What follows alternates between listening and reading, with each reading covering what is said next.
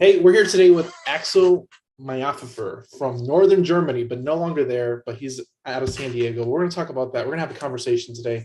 I love talking to new people and learning new things just because I'm a sponge of information and I like acquiring new information. So I like talking to people that have been doing things for a long time and have the experience too because they got experience. So first question I always start off with is how did you end up in real estate? And if you want to, you can even mention how you ended up in the United States since you're from Northern Germany too. I'm sure that's an interesting story. Yeah, absolutely. Okay, well, maybe we start with the second part first. How do we end Okay. up here? I was in the Air Force in Germany and found out because I was in aircraft testing, so we first got the training and then started flying, and then I found out there is testing, and I got into testing, and part of that is when these black boxes that they put in the planes, most of them are made or used to be made by American companies. So if you are in testing and you want to basically help to integrate one of those boxes into the plane that you're flying, you have to go to the company because there is no place where you could get training other than from the company itself. So Okay. my wife and I, and at the time my tiny little baby daughter, we came over to the US to different locations at these companies. Basically, the deal was I go for like 4 weeks of training sitting in a classroom most of the time, and daughter and wife go shopping and beach and pool and stuff like that. And most of these places were in Texas and in California, so most of the time good weather and so forth. And the question became, is there a way to maybe do this for a little longer period of time, especially as long as our daughter is still small? And I looked at it and found out there is actually an exchange program between the US Air Force and the German Air Force. I applied, was very lucky to be chosen for that, and then came over to join a US Air Force unit in New Mexico. And that was supposed to only be like 2, maybe 3 years, and it ended up being more than 6 years. And by the time I had created a lot of relationships, so when I said, okay, well, I'm getting to the point where you can no longer fly for physical reasons just because it's too demanding, and I don't want to stay in the Air Force without flying. But if I wanted to stay in the US, I need somebody to sponsor me for like a green card and job and all that kind of stuff. And there Yeah. was a company in Santa Barbara that said, yeah, we take you, we love you, we want you. So I was stupid enough to not even really take a vacation. So we basically turned in the uniform and like first of the next month started the new job. Did that for a couple of years and then realized I would like to have the opportunity to be in charge myself.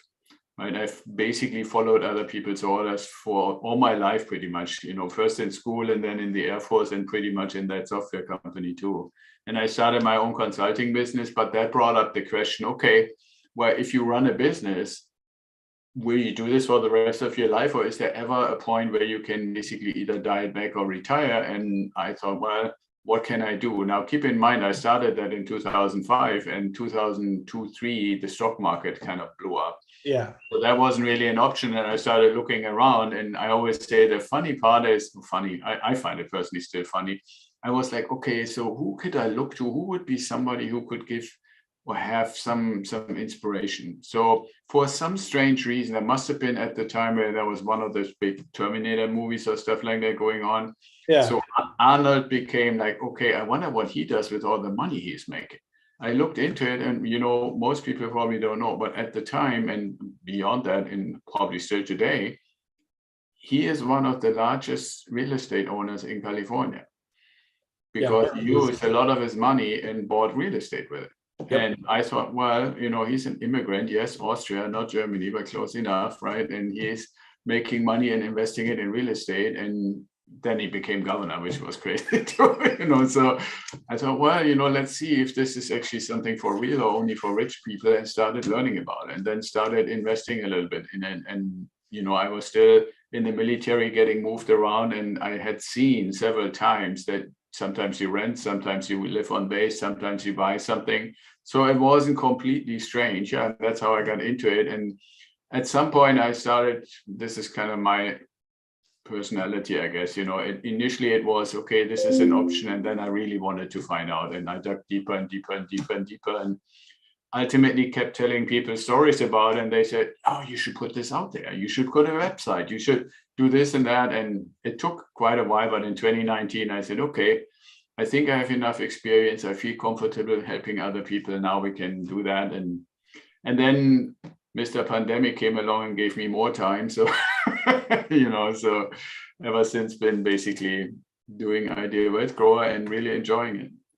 No, it's an amazing story. So I love that you brought up Arnold too, because Arnold, I heard something about Arnold too, is that he was actually he bought like a 4-unit before he even became an actor, and he made $1 million just on that 4-unit before he even became a Hollywood celebrity. So there's a lot of interesting stories that come along with that, and him just he bought that basically with money from bodybuilding.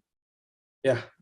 Right. I mean, most people don't know that he was a very buff guy, but his first, like, if you were to separate, first life, second life, third life, the first life was bodybuilding all the way 100%. to the universe and all that. And he became a professional bodybuilder, partnered up for some nutritional supplement stuff. And that's the first part where he did what you just said.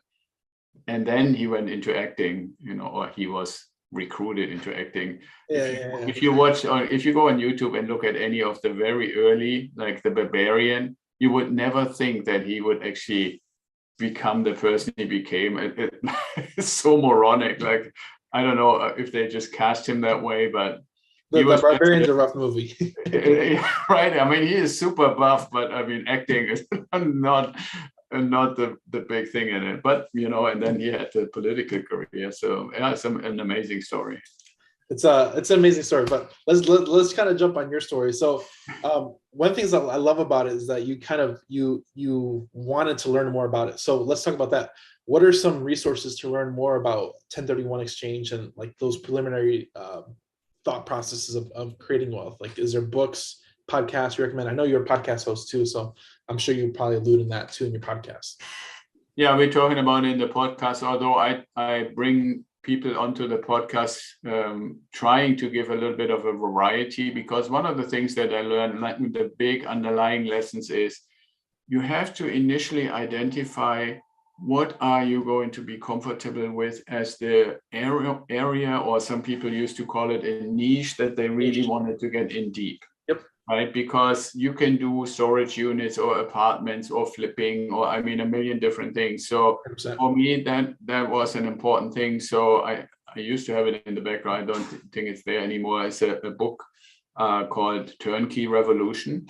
Okay. Which helped me a lot, because Chris Closure, he is one of the founders of what is now called REI Nation, but they used to be called Memphis Invest, because they started out as a company that did turnkey in real estate, residential real estate in Memphis, and then spread from there. But what Chris did really well is he described in the book what are all the things that you want to be aware of and check into and make sure that they're in the right way and right place if you intend to do turnkey investing. Yeah. Which the first step is to say, okay, I want to be in residential real estate, rather than any of the other things. And if you then say residential real estate and you're in Temecula, I'm in San Diego, we know we're talking about $600,000, $700,000, $800,000 median price. Well, if you say, okay, how can I invest into that with a normal investment approach of 20% down, 80% finance? Well, if you take your $500,000, $600,000 house, that's $100,000, $120,000, $150,000 down payment. Now, at least I have to say, most of the people that I work with, they don't run around with that kind of money in their back pocket. 100%. So that basically means you have to go somewhere else, which is the whole turnkey idea, is to say, if I find an organization who does the things that if I were close enough, would do myself, then I can work with them. Yes, they get a little bit of money for their work, it's fair, but I can invest in properties that I would otherwise be way too far away from to ever get involved with. And that's kind of the turnkey model. And so initially, when people consider working with me or joining our little tribe or anything like that, our hive, I should probably say in this case, that's the determination to say, okay, is this particular approach where we invest in residential real estate from single family home to fourplex, and that's it. Yeah. With partners where we can find properties that really perform. Not just any property, but a property that serves the purpose of making us cash flow. That's the thing, So are you taking more of like a management opportunity with the partnering with the person that has the money that wants to move it, or what's your position on that? Well, in Idea Wealth Grower, the thing that we are currently offering, we're working on doing something in addition, but right now we're offering basically mentoring, which means I call that taking somebody by the hand. And it's almost, if we weren't, like on Zoom, we would literally kind of do this in a way for finding out, what do we want? Is this the right approach? And let's just say for a moment, yes, residential real estate and the turnkey model is the right approach. Now I'm opening up my network to the turnkey providers that I invest with, the insurance providers I use, the lenders that I use, 100%.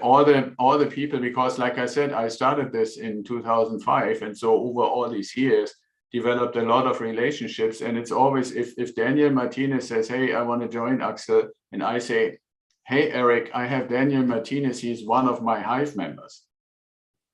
Can you help him get the property that we saw on your website? It's a little different than if you just surf around and you find the property and you say, hey, I'm Dan and I want to see if this property is for me, because there is no connection. Yeah. Doesn't change the property, but it changes the relationship right from the get-go, right? And so, yeah, that's basically how it works. And the thing that we are working on to add, because you can imagine this handholding is not scalable to thousands of people. So one thing we want to add is kind of like an online program where people can kind of learn and see what we do until we have the next open slot, and then they can start using that knowledge, and everything else is obviously then constantly available to everyone to actually get into the activity of investing. Because most people, I really have to say, most people that we're working with, they haven't done a whole lot of deals yet. Yeah. They might still have their 9-to-5 job. They might be high income earners. They might be just that person bringing a lot of revenue. Right, exactly, yeah. And I mean, the philosophy from the Idea Wealth Grower perspective is to say, I like to first coach and mentor you to find out, number one, is our approach suitable for you? And if that's a yes, what is your time freedom point number? How much cash flow on a monthly basis do you want to actually accomplish so that it covers all your costs and expenses of your regular daily life as it is today? And when we know what that is, what that number is, and where you are right now, we can make a plan, which I call the journey. What do we need to do step by step to reach that point, that milestone? Right. And if you imagine for a second, we reach that milestone, that is the time on the calendar when that cash flow, passive income comes in every month. And then you have the freedom to say, okay, do I want to keep my job? Do I do half my job? Do I do something that doesn't pay, but I love it, or anything like that? Because if you think about it, from that moment on, from that time freedom point moment, you will probably still next year increase the rent on a few of your properties. And that is almost 100% more in your pocket, right? If you have a situation where you say, okay, I'm making, let's say, $4,000 cash flow a month, and the government says we have 8% inflation. And then you say, okay, 4,000, 8%, 10% is about roughly $400, $350. I have 10 properties. I only need to increase my rent by $35 each, which is reasonable. And I have the money. So inflation, I don't care. Yeah. And this is going to be true forever, right? Basically. So that's what we're trying to do, is get people to first determine, is it the right approach? Do we like it? Do we want to do it? And then what's the journey to get to the first milestone? So, and you made a really good point early on as far as California not being a good cash flow market. So what markets are you in currently, and what markets do you recommend to go into as far as to find good properties that make sense to get good cash flow? Well, we are in Idaho, Illinois, Ohio, Florida, Alabama. We looked into Missouri, but never did it. And I'm right now at the edge, or at the almost there, to maybe do something in Texas. I've always resisted Texas for the property taxes, but I'm also aware of the economic development. And, so we could probably overcome the property tax situation they have there with the right deal. So I don't have it yet. And I'm always, for any one of those things, I think it's an important distinguishing factor is I always want to do these things first myself. Yeah, Right? A 100%. quick example, I have found out that there is a way, a path to do the turnkey model internationally. And I'm somebody who cares about the environment. So I found an organization in the Caribbean that offers eco-friendly tiny houses, brand new, in the turnkey model. And Wow. so I said, okay, I'm going to try this myself with my money. And if it all works the way I think it should, then I can open it up to our hive. Almost the tribe, our hive. And I found out these guys don't have their shit together. Now, I'm still going to get the house, but I don't want to expose any of my mentoring clients to the pain that I've already gone through. And can it be fixed? Yes. Would I be happy to help them, this organization, to fix it? Yes. But until it's fixed, I would never refer anyone into that. There's a lag with certain upcoming markets. Like there's even one. I'm really glad you're saying hive, because that's what we call our group. Our group is the hive, so it's kind of cool you're using the hive as your little name here. But one of our clients, he's doing print. He's doing the 3D printed house. He bought the machine for a 3D printed house, and he's looking for land to build that.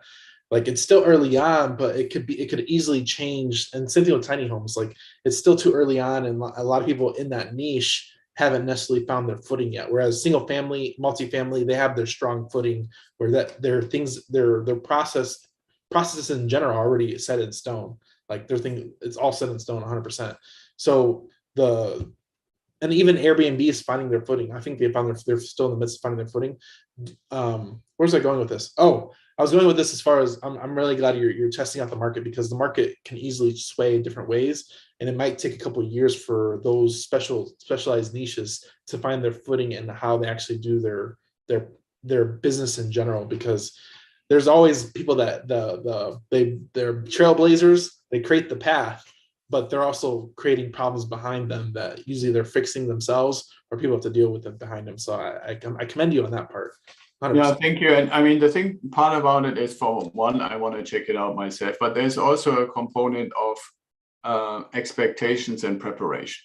Oh, right? yeah. Like, so when I can say, okay, well, there is this opportunity after I've actually gone through the whole thing and the house has been built, and I can see that the renting and management and stuff works. I mean, as you said completely correctly, it's going to be probably 15, 18 months before I can actually even say, yep, this is where we are, and this is maybe the point for somebody to consider. But there is a difference if I say, hey, Daniel, there is going to be a pretty painful process to even just setting up a bank account and getting a business set up. But if we don't do that, we can't use financing. If we can't use financing, then the deal is not nearly as juicy as it would otherwise be.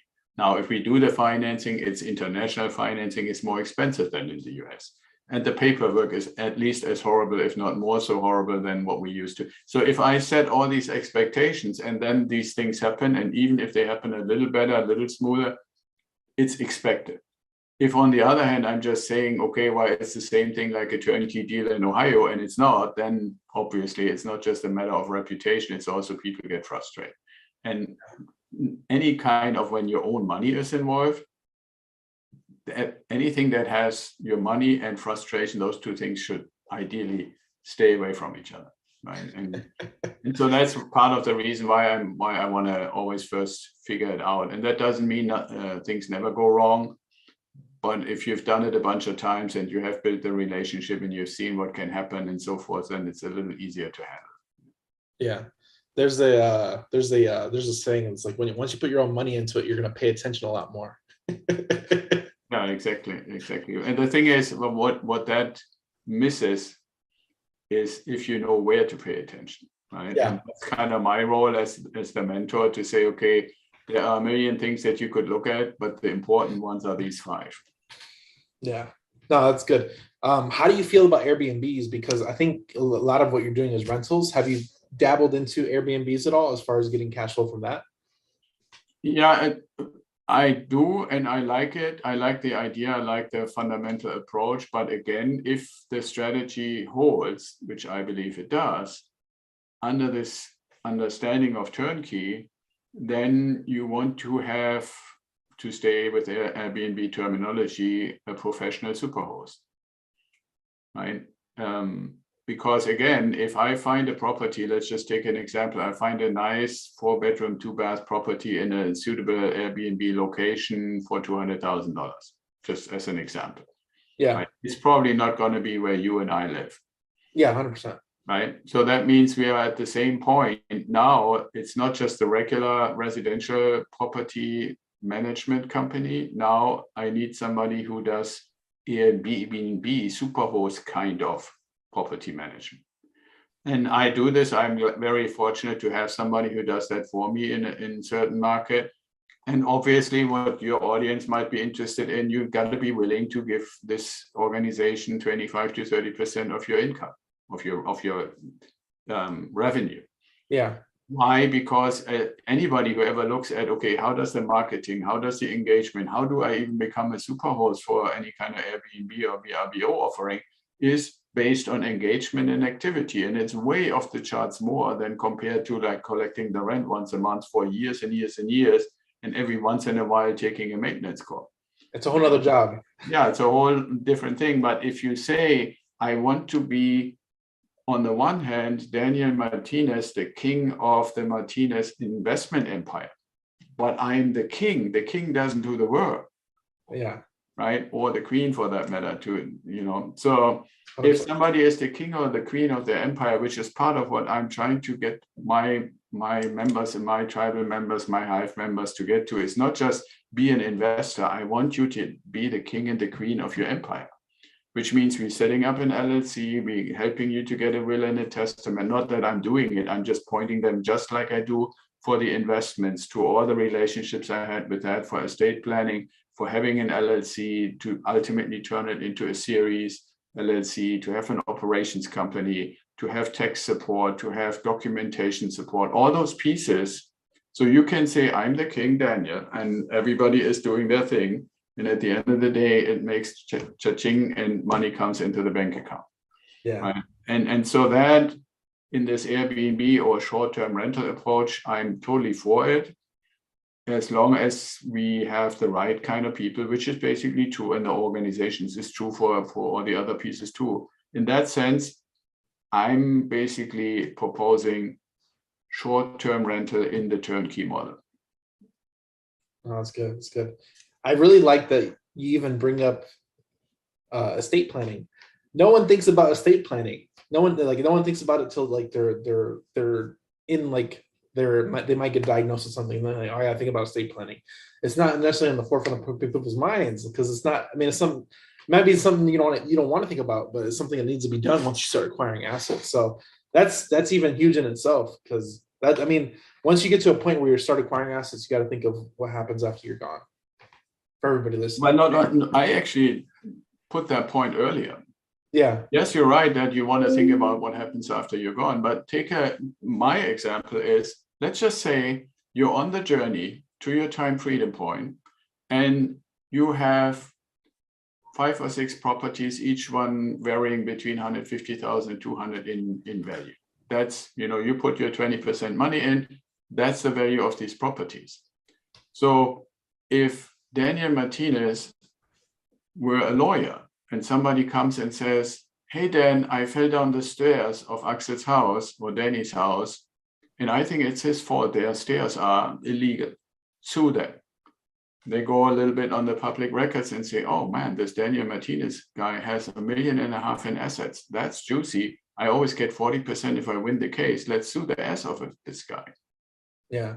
Versus they look up and say, we can't even find that this guy owns anything. And after a little more digging, we find, oh yeah, he files taxes for his operating company. Well, if they're really good, they might find out, okay, this operating company owns a bunch of other businesses.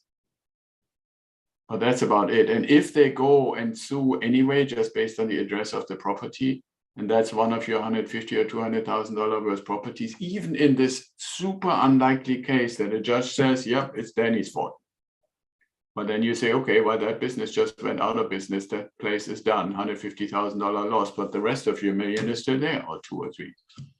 Yeah. That's, and you don't have to die, but you can get sued, especially in our society nowadays. You don't want to wait until somebody says, how much does this Danny guy have that I could siphon off and make him bleed? No, You want to have a structure where any property is only vulnerable for itself and not everything that Danny owns. Are you recommending trust? Well, it depends. You can, some people, I believe you can do a series LLC, but like in California, for example, you have to do a Delaware trust. And the way I recommend to do it is have your assets, the real assets, managed by an operations company as one construct, and have your family trust as a second construct. And then there's something called alignment, where you align your basically what your business operations are with your family trust. Good stuff right there. It's good stuff. No, I hope people definitely set yourself up with your estate planning, man. That's so important. It's so important, especially when you get assets. So important. Yeah, absolutely. And I mean, one thing that I find is there is an evolution, right? Like you want to evolve your mindset to become King Dan or Daniel or King Martinez or whatever. Right? So that's a mindset part to say, okay, I am actually sitting on this thing. I am in charge. Right? When you ask me, how did we get here? I said, one of the things when I was working for the software company was this notion, I want to be in charge of my life, my income, my activities, my outcomes.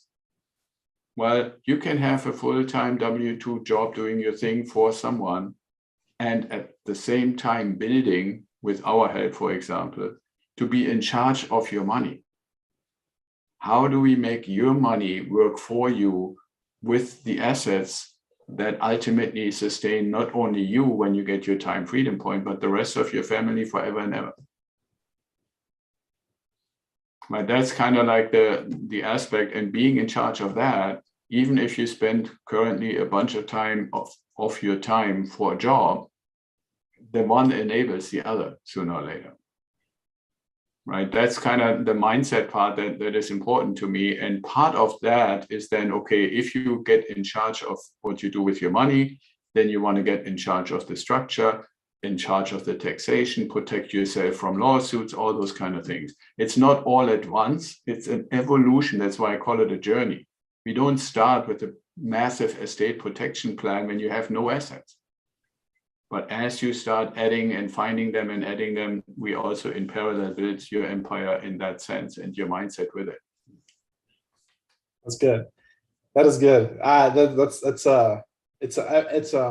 And I've learned this with business too. Business is like I said, it's a step by step. It's a ladder. So problems you're dealing with now, they only get bigger and worse as you get bigger and do more revenue, and they don't go away. They just get bigger.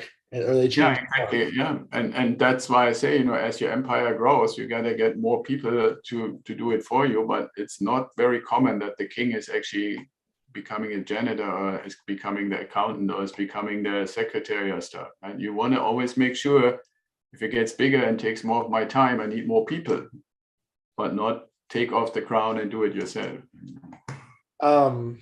Here's a question alluding off of that. How do you find good people? Well, one of the things that helps is good interviewing skills. Okay.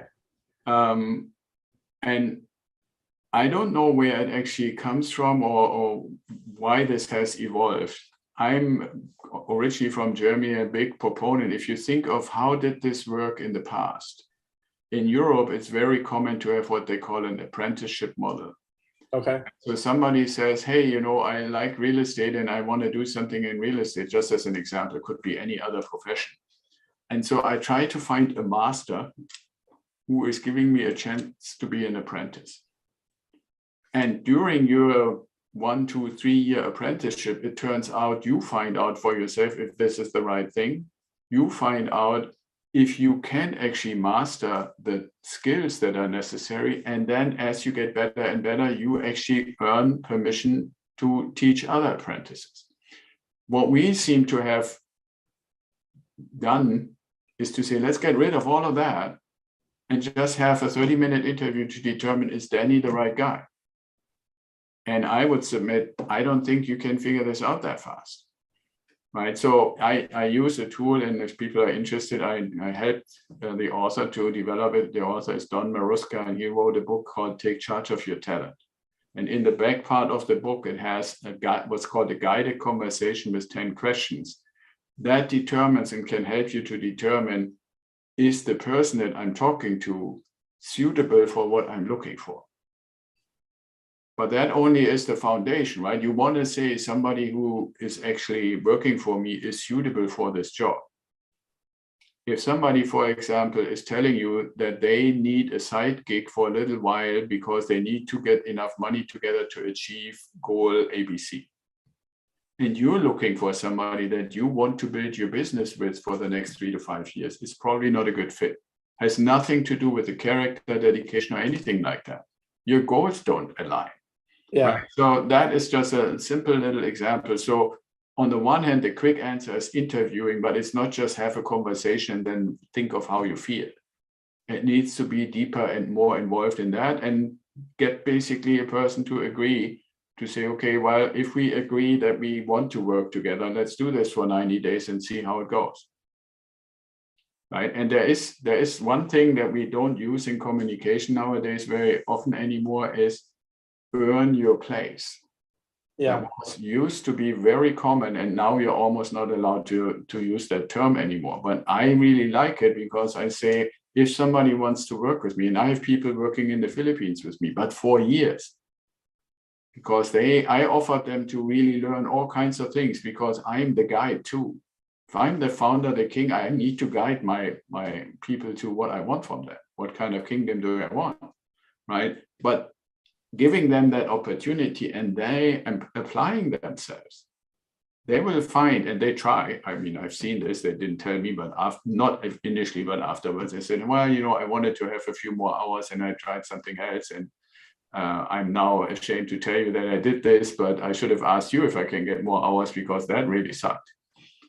Right? But okay, well, then you fell in the trap of what most people do. Now, that also means, for anybody listening, you want to get clear about how do you lead and guide other people. If you want to build a kingdom that is not just you doing all the work by yourself, you have to think a little bit about that too. Right? So are they suitable?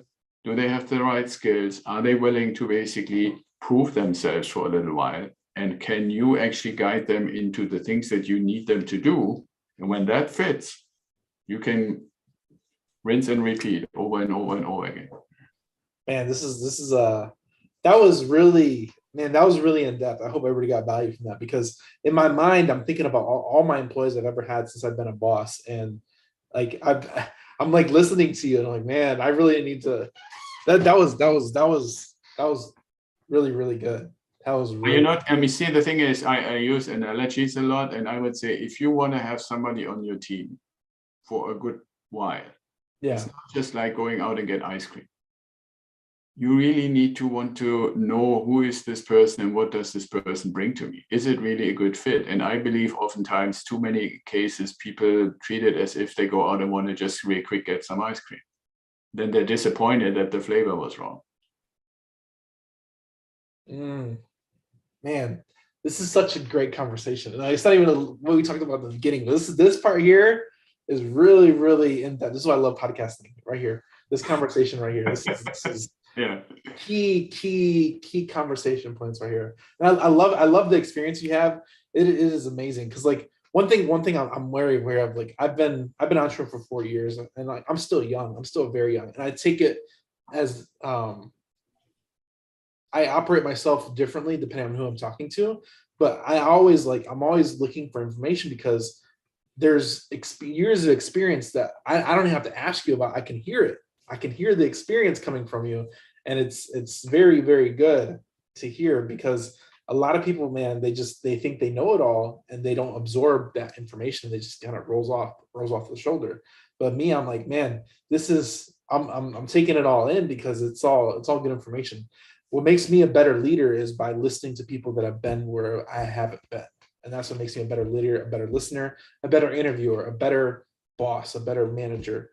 All this stuff culminates into you as an entrepreneur, and you have to take it all in, every facet, because as a solopreneur, you're doing everything. You might be the accountant, you might be the sales, you might be the CEO. You're doing all this jobs, but as you get bigger and more organized, you have to hire and fill those gaps wherever you're lacking. And that's the point of evolution of becoming a better entrepreneur as a boss, 100%. Yeah, I totally agree. One little thing I like to add, if you don't mind, is go ahead. For that leadership role or role as a leader, I really strongly believe, and I have found that most people, when they're really honest with themselves, would have to say there is room for improvement. And I'm even saying this about myself still to this day, is we need to learn to ask way more questions. If you ask yourself, if anybody's listening and you say, okay, where would I fall on the spectrum as ability to lead? You should be about 70 to 80% questions and the rest answers and explanations and stuff like that. I'm sometimes there, sometimes not, but I'm also old, right? Like you properly identified. But I didn't say old though. No, I know how old I am. You know, but I mean, it's not that hard. I did 22 years of Air Force, then I did 5 years of a software company, and I started my business in 2005. You add it all up, you know where you are, right? But the point is, getting to this aspect and getting to really being a leader means you have to ask a lot and hopefully very good questions. If you catch yourself that it's like 50-50, that means you're telling people way too much detail, right? Or you're basically taking way too many things on yourself. Because questions means you are looking for answers, you're not giving answers. Right? And so I always recommend for people, I do like leadership mentoring and coaching still a little bit in my consulting business. That's one of the tricky things to learn. And then also you don't want to always only have one question at the tip of your tongue. You know, you need to develop that skill, that muscle on how can I ask insightful, interesting questions so that people want to be part of the conversation and reveal stuff, both solutions and ideas and creations and whatever else it might be that help the business, for example. But that's an important thing when you say, you know, I want to evolve as a leader, is spend a good amount of time learning and developing the muscle of more questions. More questions. What's crazy about you say about that, I feel like podcasting has really opened my mind, because I'm not active listening to ask that next question. And like a lot of these things, I don't come and do this scripted. I don't have a list of questions I ask. I have like 5 or so questions I may ask throughout the interview, but a lot of it is just free flowing off of the give and take of the conversation. So I feel like I exercise that muscle a lot better. And I don't know, I feel like I'm getting better as it goes, but I enjoy doing this because I'm always learning new stuff anyway.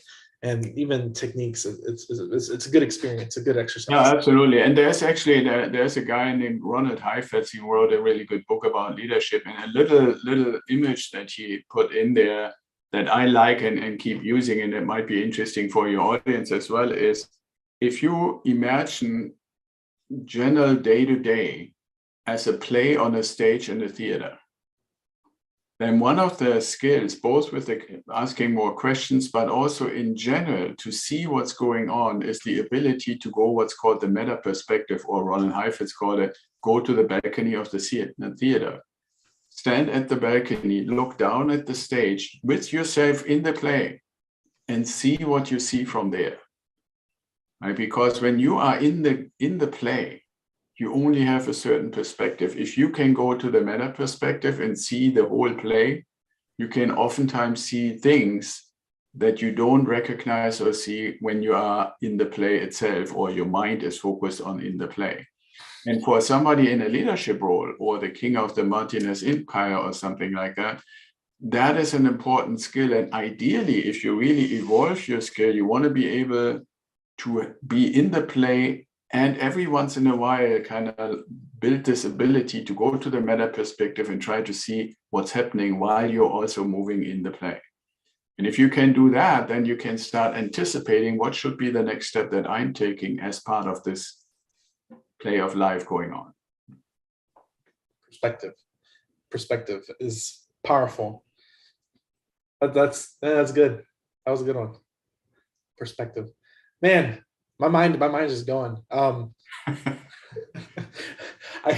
This is such a great conversation. What is a quote that is yours or somebody else's that you resonate with? Well, I don't know if it's a quote. I have always used it as the slogan is helping others help themselves become successful. Helping others help themselves become successful. The one things I've noticed is that you can't help everybody. Right. You can't help everybody. And I think it's one of the beauties of interviewing before you talk to people, because if you can eliminate those people that you can't help from the beginning, there's no false expectation that you offered in their mind, because you already eliminated them from the get-go. Like, hey, I don't think this is going to work out. No, you're absolutely right. There's actually an additional little thing that can help you in that is if you can switch your mind from assuming that you have a solution that everybody needs or wants to offering a solution where people can self-identify that they resonate with it and that they want to be part of it. That will eliminate so many that you think you need to engage just to find out that it's not for them, and allows you to focus on those who actually align with what you have to offer.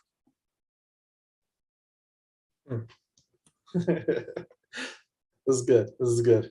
We're gonna. Yeah, marketing people, by the way, hate that, right? Because we are led to believe that social media and marketing, there is billions of people out there, so you will never run out of customers. Yeah. Well, in truth, you never run out of leads, but leads aren't customers, right? So if you can get to a point where you say, okay, I do a podcast with Daniel, Daniel's audience listens to it. There might be 5,000 people out there, and 3 or 4 say, wow, that is exactly what I'm looking for. Well, then I don't need to talk to the other 4,900. They might learn something from our conversation. But the important thing is who self-identifies to say, that's what I've been looking for. And it's just it's a numbers game at that point, getting in front of enough people that they're. Right. Well, and then, I mean, at the end or at some point you will say, hey, Axel, how can those who self-identify, you don't say it in those words, but I would say, those of our audience who self-identify after listening to this, if anybody feels the urge to get in touch, what do? And I would say, well, you go to idealwealthgrower.com and in 30 seconds, something pops up to say, click here to schedule a call with Axel and see if what you felt during the podcast is also true after the podcast. There you go. Idealwealthgrower.com. That's on Facebook, Instagram, and the website, idealwealthgrower.com. Right, exactly. It only pops up on the website with the scheduling link, but yeah, exactly. No, that's really good, man. I really appreciate your time. I know we covered a lot in this call, from the 1031 to leadership, and man, there's a lot that we covered. I really appreciate your time. I appreciate you giving your information to me, because I appreciate it. And like I said, I don't do these calls. I don't do these podcasts for everybody else. It's more of a selfish matter. I do it for me, because I like getting the information firsthand. Yeah, absolutely. That's cool. And see, maybe I was able to help yourself become successful. There you go. We appreciate your time. Thanks for coming on, man. I hope people find value and reach out to dealwealthgrower.com. Right? Yeah, exactly. All right. Thank you.